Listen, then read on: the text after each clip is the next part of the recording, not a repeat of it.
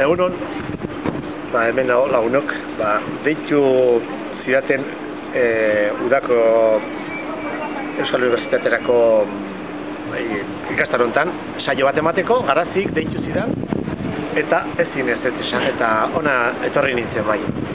Eta itzulpengintzari buruzko ikastaroan saio bat bukatu zait ematia, eta izen burua zea zen zuzentzaile baten, barne ahotsa eta ariketa praktikoa.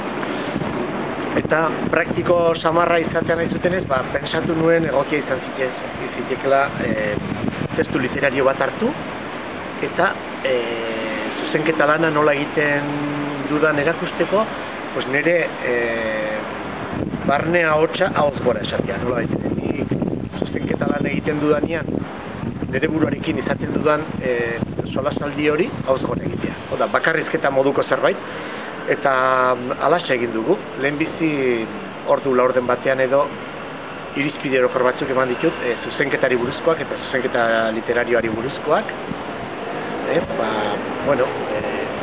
Ze gauzak duten garrantzia zuzenketa egoki egiteko, eta hori eginta gero testua hartu eta horri ekin diogu. Eta esan dudan bezala, lehenbizi egin dut hori, nik nola eginen nukeen, eta azaldu dut zeiruetzen zitzaidan ezinbestekoa zuzentzea, zein izan zitezken gilearentzako iradokizunak, eta hola ibili naiz nik uste ordu laurdenez edo.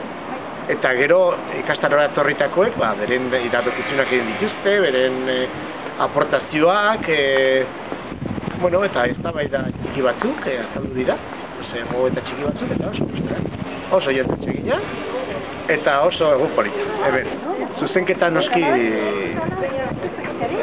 oso parte garrantzitsua da edizioan. Eta esanen nuke bi gauzatarako dela oso importantea zuzenketa. Lehenbizi testua hobetzeko, zuzenketaren bidez testua hobetzen delako, gero bestetik zuzenketa nik uste bihurtzen dela gehienontzat jakintza iturri, denok ikasten dugu elkarrengandik, eta